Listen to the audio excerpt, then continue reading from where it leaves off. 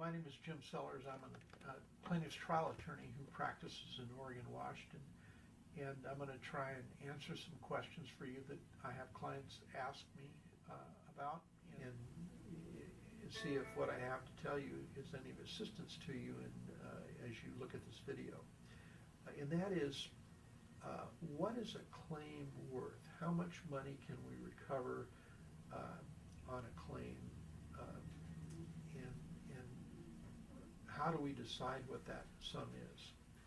Well, that's an interesting subject, and so I'm going to talk to you about that. First of all, you need to understand what you can recover for. When I say recover, I mean recover money. If you've been injured, one of the things obviously you can recover money for is the cost of your treatment. Even though an insurance company has already paid for that, if you're making a claim, the insurance company for the party that injured you nevertheless has to pay that or pay money to reimburse amounts that your own insurance company paid pending the resolution of the claim against the party who caused the injury. So that's one of the obvious things for which there's recovery. If it's an auto accident, your car's been damaged, you can obviously recover for that. And in cases where liability is cleared, usually those amounts for the loss or damage to the car are paid very shortly after the collision occurs. Another factor for which people can obtain compensation in a claim is if you lose time off work. And so what we call wage loss is an element of what you can recover money for to reimburse yourself for your loss. And in collecting for lost wages, sometimes you've already taken vacation time when you're off work because of your injuries, or you got taken sick leave.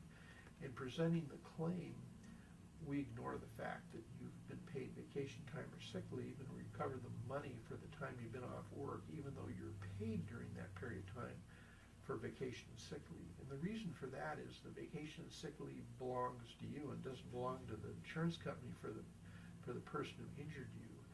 And so we collect that money, and sometimes some portion of it or all of it has to be paid back to an insurance company under a disability policy of insurance that paid some of those amounts. But in any event, that's a big item we recover for.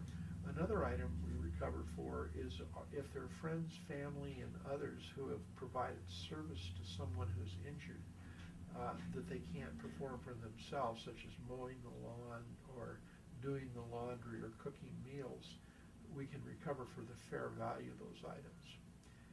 Those types of items, let me mention two other things. One is if you're going to have to require medical treatment in the future, we can recover for that. And if your ability to earn a living has been impaired because of your injuries, that has to be estimated, and there can be a recovery for that. In cases where